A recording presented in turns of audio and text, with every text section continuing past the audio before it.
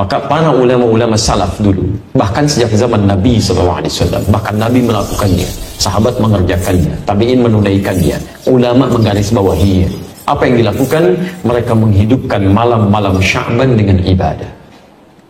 Malam-malam Sya'ban, apalagi kalau sudah masuk ke pertengahannya sampai akhirnya, karena mereka merasa waktunya sudah mau berakhir, mereka hidupkan terus pertengahannya, akhirnya dan seterusnya. Tapi apa amalannya? Setidaknya ada 3 amalan untuk di malam-malam Sya'ban. Boleh dimulai dari malam ini, silakan. Ya, kita saling mengingatkan ya, boleh silakan. Ya, untuk kabari yang lain ya. 1, sholat, memperbanyak sholat. 2, berinteraksi dengan Al-Quran, tilawah Al-Quran, mau baca, mau pahami kan, mau menghafal, merajaah, mengulang, silakan. 3, memperbanyak doa dan istighfar. Memperbanyak doa dan istighfar. 1, salat. 2, memperbanyak interaksi dengan Al-Quran. 3, memperbanyak doa dan istighfar. Salatnya ada 3 jenis yang bisa dikerjakan. 1, qiyamul lail. Qiyam al-lail, qiyamul lail. 2, tahajud. 3, witir. Qiyamul lail, tahajud, witir. Baik, kalau secara bahasa, qiyamul lail itu semua salat yang dikerjakan di malam hari. Salat pada malam hari. Tapi kalau spesifik istilah fiqih, qiyamul lail itu adalah salat yang dikerjakan pasca salat isya dan sunnahnya tanpa diawali dengan tidur terlebih dahulu. Jadi untuk membedakan dengan tahajud, kalau qiyamul lail Anda sudah salat isya, kemudian salat sunnah, lalu Anda salat di situ 2 rakaat, 4 rakaat, 6 rakaat, tutup dengan witir 1 rakaat atau 3 rakaat. Itu disebut dengan qiyamul lail. Di luar bulan Sya'ban, umumnya salat ini dikerjakan bagi orang yang belum tentu bangun di malam hari. Karena terlampau lelah misalnya, diduga tidak bisa bangun malam, maka dia salat terlebih dahulu sebelum tidur, tutup dengan witir sebelum tidur. Jelas ya? Tapi di bulan Sya'ban tidak harus menunggu itu. Ya silahkan, nggak apa-apa. Begitu selesai isya, salat sunnahnya, menjelang tidur Anda salat dulu 2 rakaat, 4 rakaat, kan? 6 rakaat, kemudian witir, dan boleh malamnya tahajud lagi setelah Anda tidur, silahkan, nggak ada masalah. Ya. Nah, dalam konteks qiyamul lail ini, ya, isyarat di Qur'annya jangan mempersulit, mudahkan. Bahkan bacaan-bacaannya pilih yang paling mudah. Ya. Quran surah ke-73 ayat 20. Faqra'u ma tayassara minal Qur'an. Silakan baca yang mudah-mudah, ringan-ringan dari Al-Qur'an. Silakan. Ya. Dan ringan itu bisa relatif ya. Ringannya Nabi itu 100 ayat Al-Baqarah. Ringan itu ya. Masya Allah. Antum ya demikian. Qul wallah ya. Kemudian An-Nas rakaat kedua. Hari keduanya tambah lagi Ad-Duha, setelahnya Alam Nashrah. Naik lagi. Ya. Jadi kalau bisa begini, saran saya, hidupkan di keluarga dengan anak-anak, boleh kok jamaah, boleh untuk memberikan bimbingan, boleh ya, tahajud atau qiyamul lail berjamaah untuk memberikan bimbingan itu sah. Seperti Nabi pernah menjadi imam bagi Abdullah bin Abbas radhiyallahu taala anhuma salat malam. Ada di Abu Dawud nomor hadis 1365 ketika di rumah Sayyidah Maimunah, Ibnu Abbas salat di belakang. Ya, kemudian setelah itu ditarik oleh Nabi sampai sejajar begini. Itu salatnya sedang tahajud. Awas, hati-hati. Saya suka agak bingung ini ya, agak sulit memahami, gagal dalam paham bagi orang-orang mengatakan dilarang bid'ah tahajud berjamaah itu. Tapi Anda menjadikan hadis ini untuk membenarkan imam dengan makmum dalam posisi sejajar. Jadi kalau ada satu imam dan pasti imamnya satu, ya, kemudian ada makmum 1 orang, makmum berdiri di sini. Anda katakan posisi imam dengan makmum itu sejajar begini. Pernah dengar ini? Sah, boleh. Apa hadis, siapa dalilnya? Karena Ibnu Abbas pernah sholat bersama Rasulullah, kemudian ditarik oleh Nabi supaya sejajar begini. Anda menjadikan hadis itu untuk dalil sejajar dalam shaf.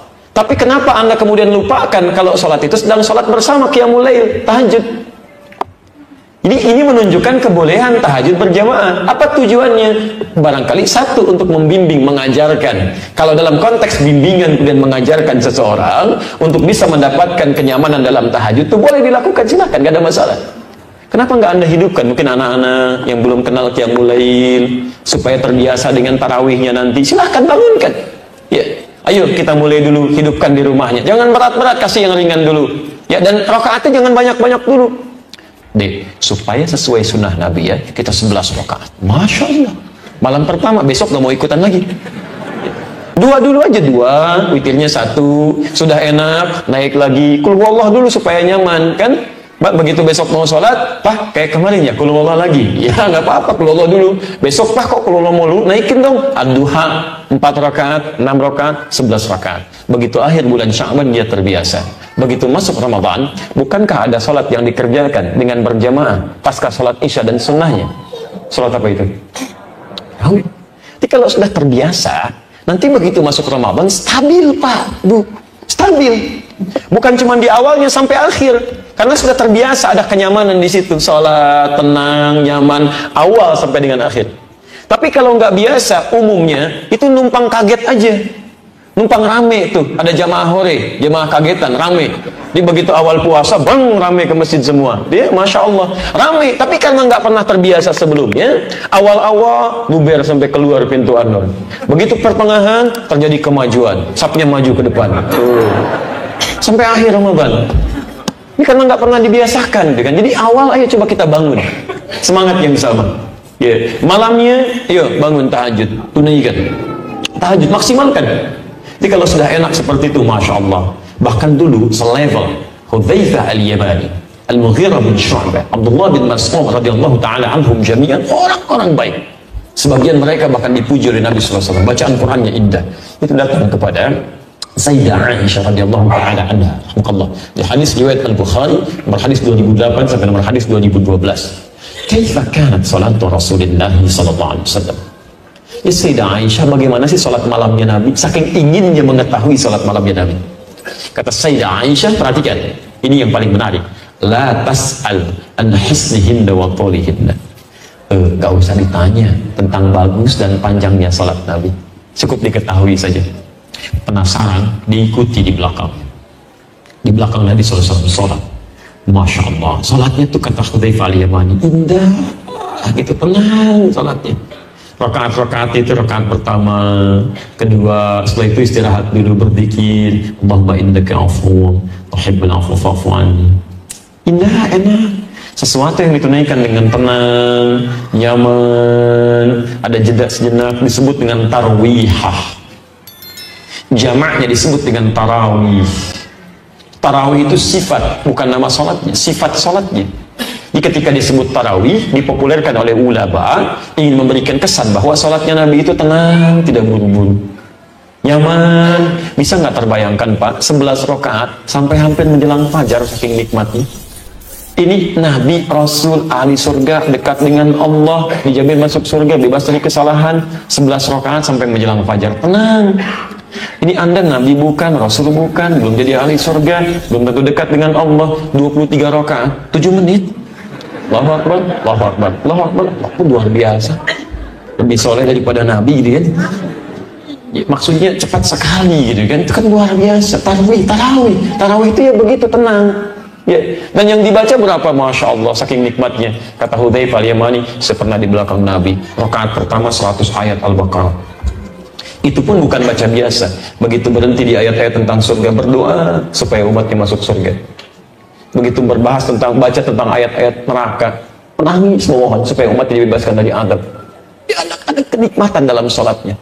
Bahkan Masya Allah pernah di belakang Nabi dikira 100 ayat Al-Baqarah selesai, ternyata nyambung semuanya Al-Baqarah 286. Rakaat pertama dikira akan ruku, kata Abdullah bin Mas'ud, ternyata Ali Imran disambungkan sampai 200 ayat.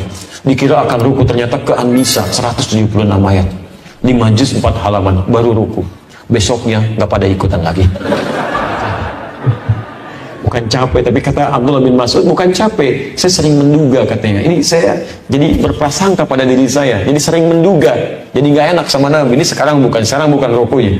Nikmat, mereka sudah biasa sholat malam.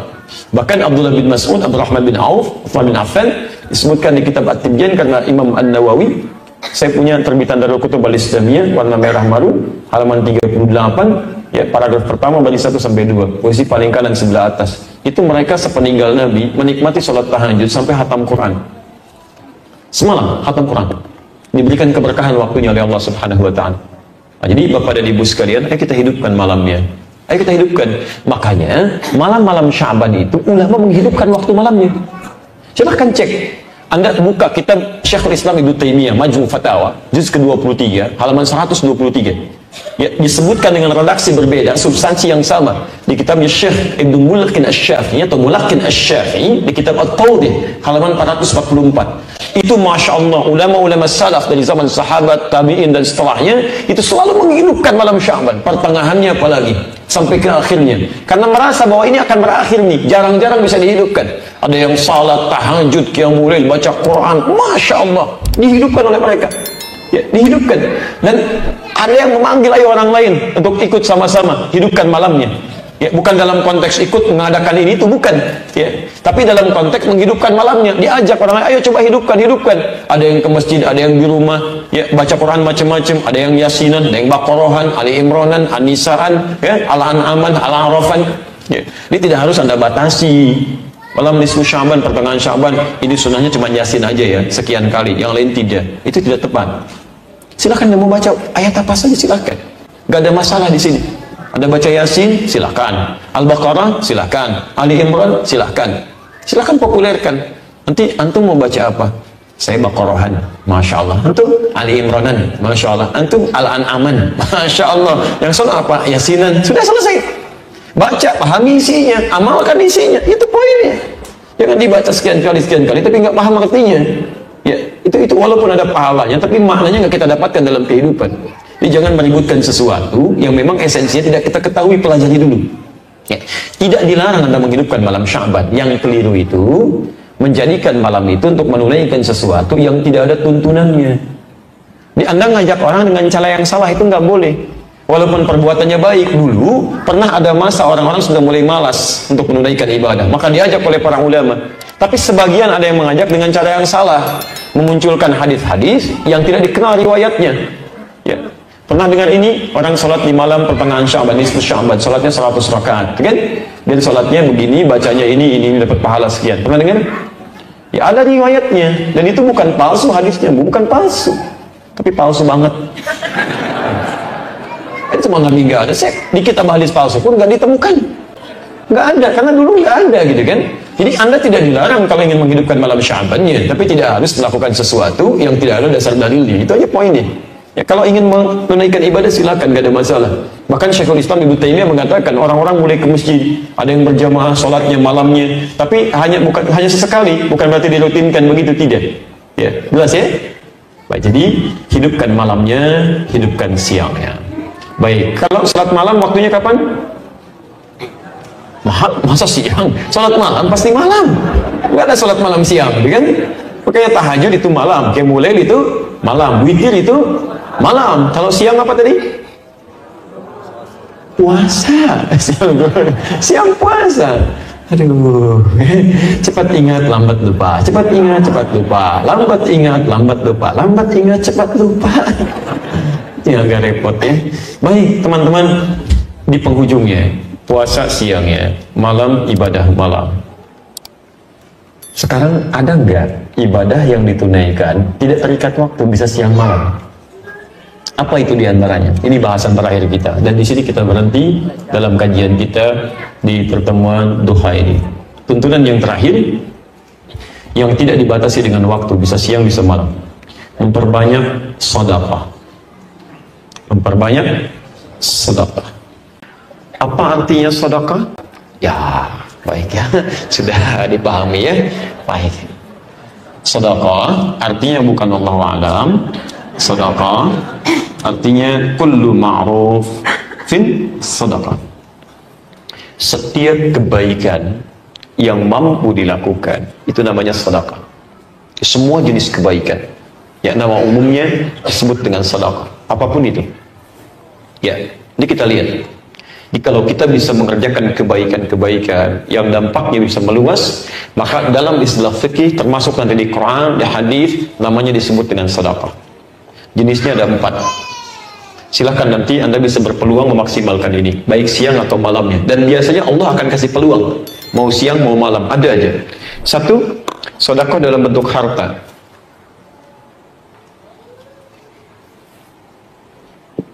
Sedekah dalam bentuk harta. Kita ambil contoh. Contoh pertama dalam bentuk harta, misal zakat. Ya. Kewajiban terkait harta benda bila mencapai jumlah tertentu, nisab tertentu, dengan masa tertentu, haul, keluarkan.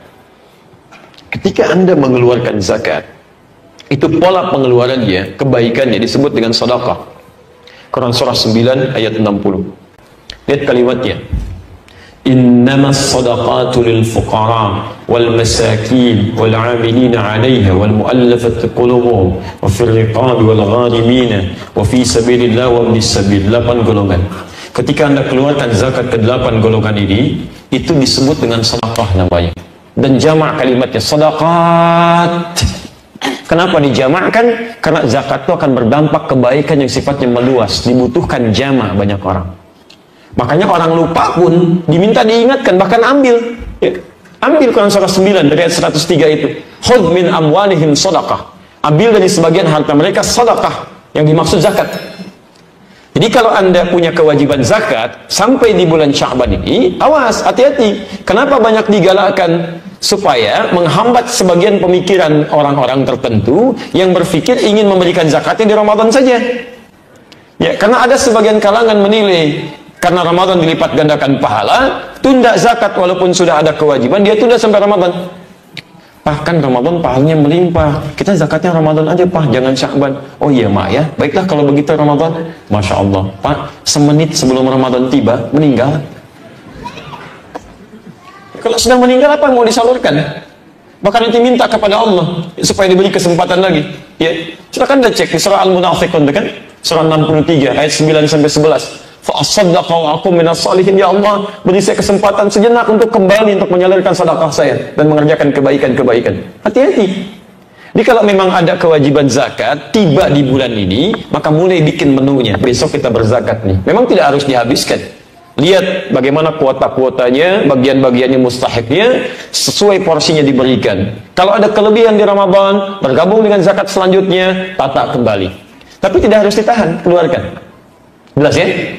Baik, dan pahalanya banyak disebut-sebut namanya itu si fulan, Masya Allah membagi hartanya, dia pergi ke sini, pergi ke sini, pergi ke sini. Seperti dilakukan oleh sahabat Abu Bakar Siddiq radhiyallahu ta'ala anhu.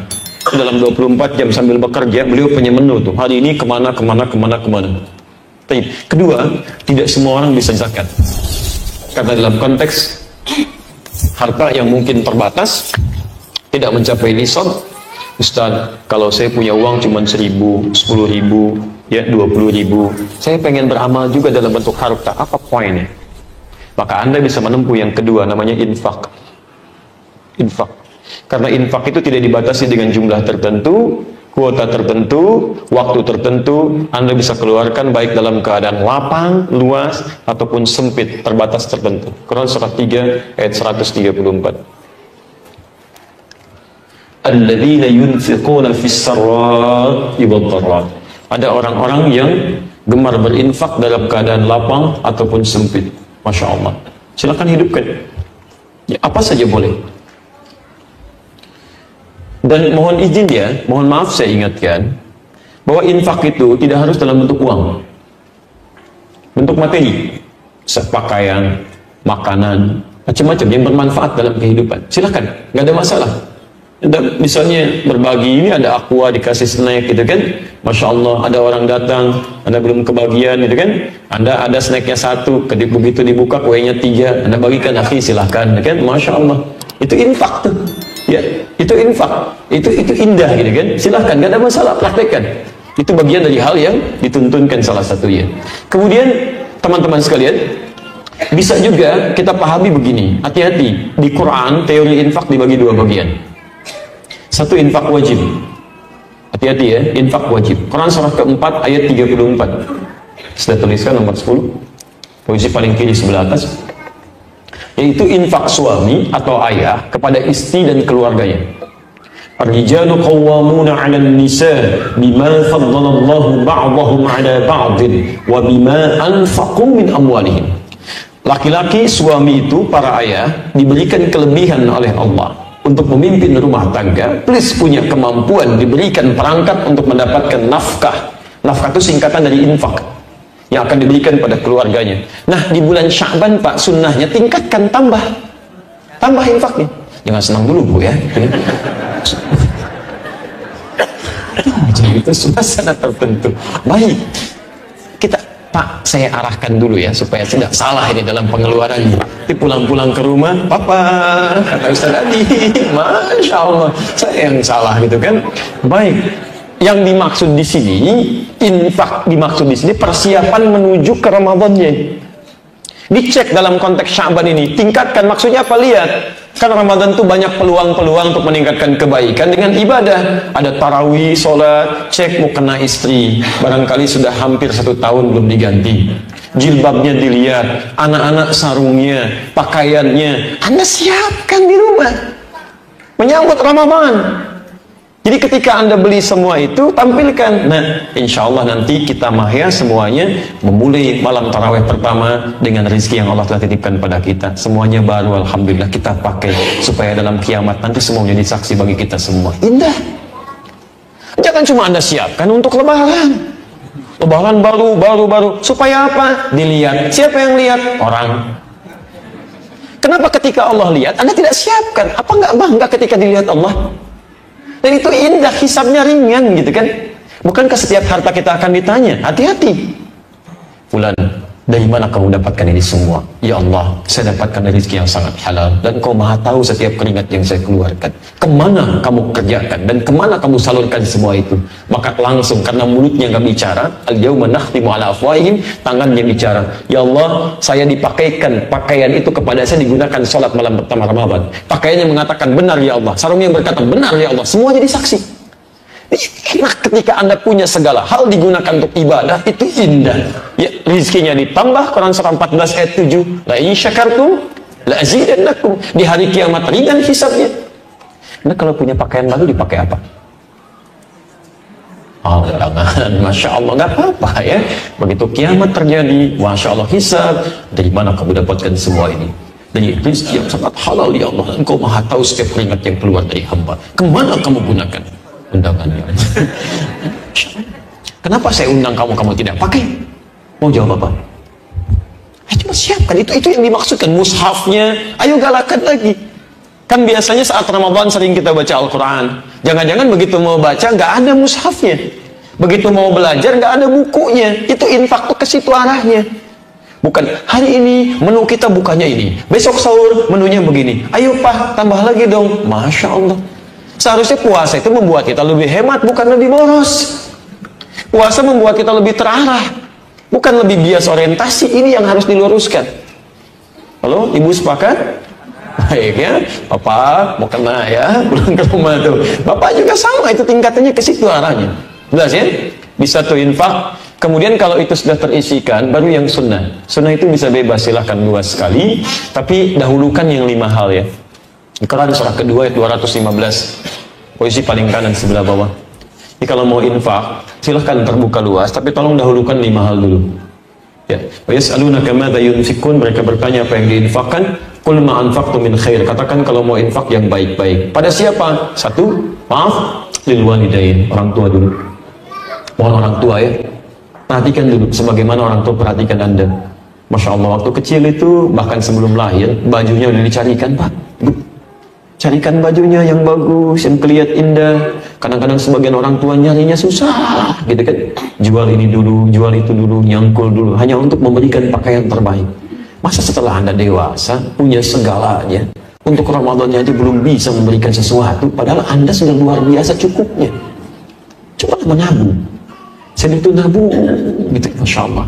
Mesti ingat saya. Ya. Nabung, saya pulang itu dari pesantren. Saat ibu saya itu sedang jemur pakaian, ya. Senyum dari jauh itu. Setelah ayah meninggal, semua 97 saya masih ingat ke pulang. Senyum, saya datang, Masya Allah, saya cium tangannya, tapi saya kaget. Ini pakaiannya kemana? Kenapa begini? Gitu. Ada pakaian yang tidak layak menurut saya. Gitu. Kan padahal sebelum saya masuk pesantren pakaiannya bagus-bagus, baik dan sebagainya. Saya pergi ke dalam, saya bongkar pakaiannya dia. Gak ada yang bagus-bagus. Ya. Ya, biasanya sudah nggak ada. Saya tanya kakak saya yang perempuan nomor 2. Ini kenapa pakainya begini? Terus saya diam, saya nangis luar biasa saat itu. Saya disampaikan bahwa Sudah sejak kita sekolah, itu mama diam, tidak memberikan apapun, informasi apapun, tapi beliau menjual semua pakaian terbaiknya, perhiasan terbaiknya. Kami nggak ada yang tahu sama sekali. Dia tahunya punya uang saku setara dengan yang lainnya. Ibu saya tanya kawan-kawan saya, tanya yang sudah di atas rating saya, berapa uang saku dalam sebulan biasa normal, supaya anak mendapatkan uang saku yang sama. Nggak ada keluhan di situ. Ternyata baru tahu kalau di rumah makan itu cuma nasi, maaf, pagi-pagi mau berangkat cuma pisang goreng, kemudian minum kopi, ditahan sampai malam baru makan nasi. 150.000 dalam sebulan. Dalam suasana Masya Allah, itu sedang krisis, macam saya nangis jadi-jadinya. Saya minta kepada Allah, saya akan ganti baju ibu saya dengan kain ihram untuk haji. Saya berangkat ke Libya, Masya Allah, di situ saya berdoa. Saya tabung Pak, saya bayangkan jerit payahnya, darahnya, tangisannya, macam-macamnya. Terus siap dapat uang saku, saya masukkan celengan, masukin. Saya doa, ya Allah, ya Fattah, ya Fattah, ya Fattah. Ibu saya begini, beri kesempatan ya Allah. Sampai tiba-tiba 2010, saya ditelepon, masih ingat sih bulan Februari. Ustaz dapat undangan Ustaz ya untuk nanti berangkat haji ya, jadi tugas di sana, tugas dari pemerintah. Saya langsung telepon ibu saya, insya Allah mah kita haji tahun ini 2010. Ibu saya senyum dari jauh, saya rasakan itu, di mana haji, dari mana biayanya, ketika saya bilang insya Allah bisa. Saya nabung berapa yang dibutuhkan, sekian, porsinya 25 juta. Saya beli celengan, saya berdoa kepada Allah, setiap dapat uang saya masukkan. Ternyata bulan Juni ya, sepekan sebelumnya mesti kami setorkan itu. Saya buka celengan. Begitu dibuka Pak, alhamdulillahirabbil alamin. Butuh berapa tadi? 25 juta. Saya buka 1 juta. Doa lagi, ya Allah, ibu saya merawat saya, ibu saya gini, ibu saya mirip saya, ibu saya nengok saya di pesantren. Nangis kita minta sama Allah. Tiba-tiba 3 hari sebelum pendaftaran datang, saya nggak punya cerita, datang orang menyampaikan, Ustaz ibunya mau haji, biarkan kami saja nanti yang kemudian mengurus segala persiapannya. Daftar, selesai. Kisah belum berhenti. Begitu sudah didaftarkan, telepon lagi. Nah, alhamdulillah sudah daftar, Masya Allah. Kapan mah? Berangkat insya Allah 2013. Saya 2010. Saya bilang berangkat insya Allah 2010. Apa jawab ibu saya? Tidak. Kalau memang Allah tetapkan 2013, Mama nggak mau ngambil hak orang lain. Saya bilang bukan ngambil hak orang lain. Mungkin nanti ada peluang-peluang orang mundur kejadian tertentu, Mama bisa masuk ke situ. Daftar aja, bismillah. Begitu daftar kita berdoa lagi. Anda tahu apa yang terjadi? Ramadan saya ingat betul, malam ke-27. Kami sedang ada acara di kampus. Saya sedang mengisi acara, sedang seminar, ada dekan, direktur, dan macam-macam. Tiba-tiba telepon berbunyi. Saya lihat ibu saya langsung pamit ke rektor, ke macam-macam, ke belakang masjid. Saya terima, saya nangis hari itu. Saya bersyukur pada Allah. Mama bisa haji katanya. Mama bisa berangkat. Kok bisa, saya bilang. Saya cek lagi, ternyata tahun itu ada penambahan kuota. Ya, 1/1000, 1000/1. Jadi setiap 1000 penduduk muslim di satu negara punya data 1. Indonesia itu 220.000, yang tadinya 200.000 punya tambahan kuota 20.000. Termasuk ibu saya di situ. Nggak ada nyogok, nggak ada macam-macam, nggak ada segalanya, itu bersih murni. Ya, nabung kami diberikan, belum selesai. Begitu sudah jadi mau berangkat, koper nggak datang-datang. Mama gimana ini? Kopernya belum ada. Jangan-jangan masuk kuota begini. Sudah, bismillah, ada insya Allah. 3 hari sebelum berangkat, 2 hari baru ada koper. Lebih besar dibandingkan dengan jamaah yang lain. 30 kilo isinya. Masuk. Kemudian cek kesehatan. Orang lain udah nunggu-nunggu, beliau turun dari angkot. Begitu turun, namanya disebut duluan. Disebut duluan namanya. Datang ke situ, cek, sehat semuanya. Anda tahu apa yang terjadi? Begitu sampai di Mekah, saya ikuti ke maktabnya. Saya lihat dari belakang. Saya nggak pernah panggil. Masya Allah, indah. Saya Allah, terkabul saya. Saya pakai baju yang ya. Masya Allah. Saya diamkan turun dari lift. Saya lihat, ya. Senang. Begitu jalan, baru saya angkut tangannya. Saya katakan, lebih Allahumma lebih. Lebih Allahumma lebih.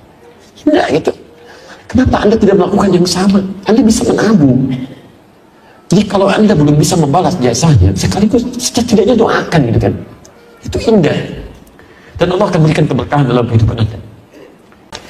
Ya, saya kadang-kadang heran ya, ada anak Masya Allah mobilnya bagus, macam-macam, dan pakai ini, pakai itu, ibunya sendiri mengemis-kemis gitu kan. Anda ini gak mikir apa? Ya, ini Allah terletak pada orang tuanya. Apa Anda gak bisa berikan walau cuma doa macam-macam? Ibu Anda meninggal, Anda sedekah atas namanya. Bapak Anda wafat, sedekah atas nama namanya. Atas namanya silakan berikan. Beli mushaf modal 50.000, simpan di masjid. Ya, niatkan untuk orang tua Anda, tidak harus dikasih foto, biarkan aja gitu kan. Begitu orang baca, pahala mengalir. Itu indah gitu kan. Itu Quran surah ke-46 ayat 15. Ada semua di situ. Nah, jadi ada kebaikan-kebaikan orang tua, akrabin, kerabat terdekat. Ya, anak paman, anak bibi, anak adik Anda dan sebagainya. Dan yatama, orang-orang miskin, masakin, ya maaf, orang yatim, masakin, orang miskin, dan yang terakhir ibnu sabil, orang yang kesulitan. Ya, orang yang kesulitan dalam bekalnya, tidak harus dalam perjalanan ya. Ya, karena ada orang juga yang kiasnya sama, analoginya sama. Dia kesulitan bekal, tapi tidak dalam perjalanan, jadi mau jalan pun susah. Palestina, Syria, di Irak, Afghanistan, di Rohingya, jangankan mau jalan, di dalam aja susah dapat bekal. Itu yang kita coba maksimalkan. Itu infak. Baik, dari mana taunya infak bagian dari sedekah? Quran surah kedua ayat 264, posisi paling tinggi sebelah bawah. Ya ayyuhalladzina amanu, hai orang-orang telah menyatakan dirinya beriman kepada Allah, la tubtilu shadaqatikum bil manni wal adha. Jangan pernah Anda gugurkan sedekah kebaikan-kebaikan Anda dengan perbuatan yang merusak. Apa di antaranya? Contoh sedekah yang bisa merusak, yang dirusak oleh amalan yang lain. Kalladzi yunfiqu malahu ri'an-nas, seperti orang infak. Jadi di sini infak disebutkan bagian dari sedekah. Jelas ya? Jadi infak bagian dari sedekah yang pahalanya luas. Ya, tapi ada orang riya, sayang ri'an-nas, karena riya habis semua amalannya. Maka dari itu, ayo kita maksimalkan. Kalau ada titipan harta benda, silahkan gunakan untuk berinfak salah satunya, dan tidak harus dengan uang, dengan makanan. Ya, ayo hadis-hadisnya dipraktekkan ya, cuma jangan jadi teori saja. Jika Anda memasak masakan kemudian baunya sampai ke tetangga, maka bagilah masakan itu walaupun cuma kuahnya. Kalau masak kuah, ya kalau masak isinya bagi dengan isinya gitu kan. Oh, saya ingin mempraktekkan hadis Nabi. Kuahnya kasih tetangga, dagingnya makan sendiri. Tidak, hadis itu ingin berbicara kalau Anda masak kuah saja, supaya tidak ada dugaan yang salah di tetangga Anda. Dulu tetangga kita masak opor ya, nggak bagi-bagi, padahal cuma kuah opor. Ya isinya singkong gitu kan. Jadi supaya nggak salah duga di situ. Ya bagi, ya ayo hidupkan. Kalau Anda bahkan punya tanaman, gitu kan, ada buahnya, bagi dengan tetangga. Apalagi kalau buahnya itu merambat ke tempat tetangga Anda. Itu hak bersama. Awas hati-hati. Kemarin kami olahraga ya di hari Jumat, kemudian makan kelapa muda itu. Ya, tubuhnya di jalan. Saya uji pemiliknya. Itu punya siapa? Saya senang sekali jawabannya, Masya Allah. Itu hak bersama Ustaz, karena tumbuhnya di jalan. Kalau yang nanam si fulan. Benar. Jadi kalau tumbuh di wilayah umum, itu hak bersama. Kita nggak boleh marah. Termasuk Anda punya tetangga, walaupun tetangga Anda non Muslim. Anda Muslim, punya buah mangga, buahnya merambat ke tempat tetangga begini, itu hak musyarak, hak bersama. Gak boleh Anda marah. Kalau bisa jadikan bahan dakwah, sampaikan pada tetangga Anda, Pak, ya Bu, ya Pak, itu ada mangga merambat ke tempat Bapak. Oh iya, mangganya Bapak. Bukan Pak, itu bukan mangga saya, itu mangga kita bersama. Sepanjang itu merambat ke tempat Bapak, Bapak boleh ngambil dari situ, nikmati silakan. Gak usah minta izin Pak ya.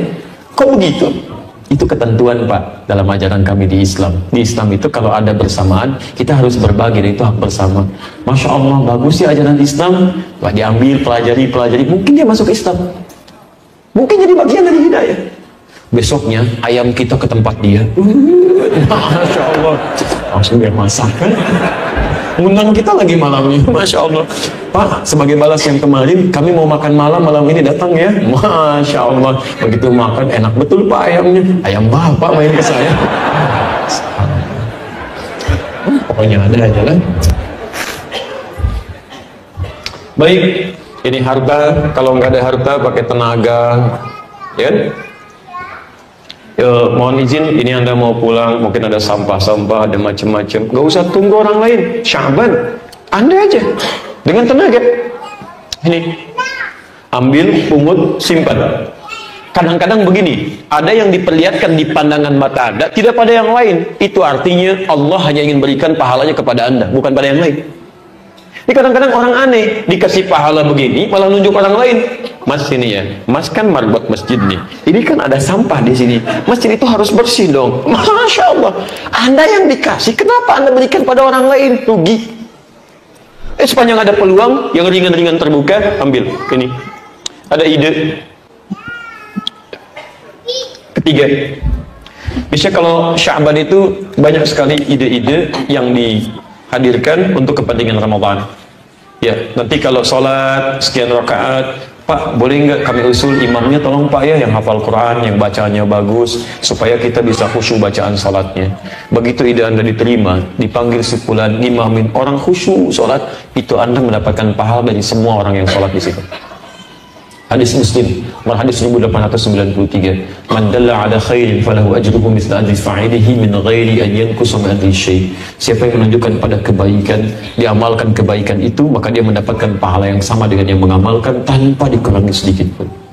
Pak, tolong Pak jangan sepi malamnya Pak, habis tarawih tolong ada kultumnya, tapi yang berkualitas Pak, jangan cuma sekedar cerita, bukan yang ulang-ulang, cari yang terbaik. Kita bikin temanya Pak, terus minta resumnya dari ustadznya. Begitu itu dilakukan, resumnya dibagikan, orang pahami, orang amalkan, Anda dapat pahala dari semua orang itu tanpa dikurangi sedikit pun. Maka ayo bikin ide-ide yang bagus, yang cemerlang di Sya'ban ini, susun jadwal untuk Ramadan, hadirkan, dapat pahalanya. Termasuk yang kreatif, susun jadwal imsakiyah, bikin status-status, jadwal puasa insya Allah gini, jadwal kultum begini, Masya Allah banyak pahalanya, banyak.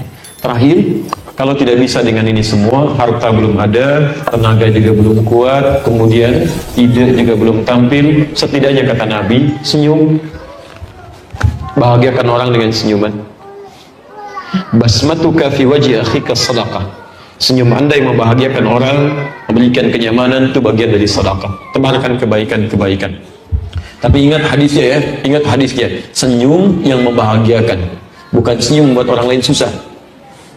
Atau buat orang lain khawatir ya, udah pulang dari sini, dari jalan pas sampai rumah senyum aja sini. Sampai depan senyum. Dari mana? Habis taklim Ustaz Adi. Saya yang salah lagi di situ kan? Allahu Akbar, muncul tahdir lagi kan? Ada aja. Baik ya, cukup ya. チャンネル登録お願いね。